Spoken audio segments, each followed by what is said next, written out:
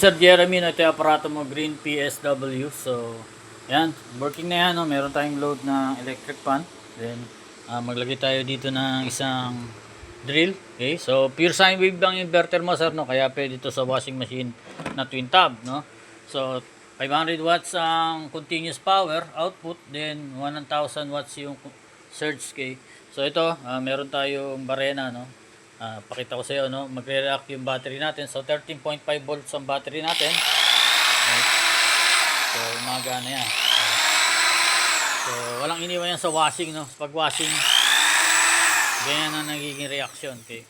So pure sine wave ang inverter nga, walang ugong electric pang mo dyan, pati yung washing, no? Dahil pure sine wave ang inverter. Then ito, working na ang SCC mo o solar charge controller mo, SPW. Then ito yung mismong solar panel icon, din blinking arrow, ibig sabihin nag-charge yung battery mo, no? From solar panel to SCC, then to the battery. Okay, so yan, tatlo lang naman yung breaker dito, no? Breaker ng solar panel, ito positive to negative, may color coding yan. Then breaker ng battery, breaker ng inverter.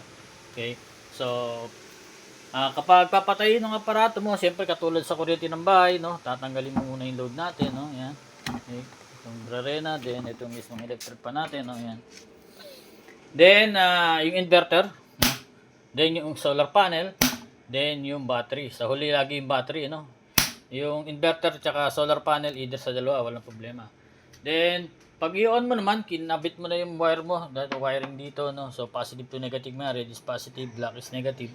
Then testing mo kung mahigpit na, ay hindi na nahihila, no? Then kung ready ka na, buksan mo na yung breaker ng battery. So kapag i-on, una ang battery. So makikita mo nagkaroon ng display yung SCC, 13 volts o 13.4 volts yung battery reading. Then solar panel, no? Yan. So better nga 200 watts ang solar panel mo, then 108 ang battery. So ganito kalaki yun. Meron ako link, pwede mong orderan, sir, no? If ever wala kang mabibilan. Then pwede rin dito yung mga battery ng pangsasakyan. Pero siyempre pag pangsasakyan, lead acid ay good for daytime use lang only, no.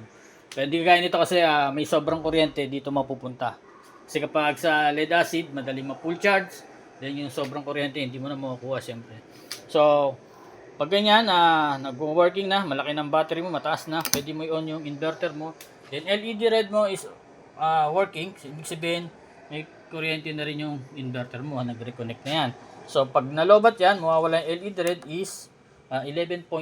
So yan yung pinaka-lobat ng battery mo, no, na nakalagay dito sa LBD natin, nakaset na yan. Mamamatay na yung aparato mo, wala na yung kuryente. So need mo i-charge yung kinabukasan. Then ang reconnection naman is 1.5.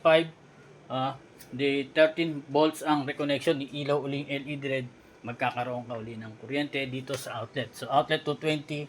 So pwede ka mag-charge diyan, cellphone, laptop, no, may grounding para di mo naputulin yung grounding yung outlet.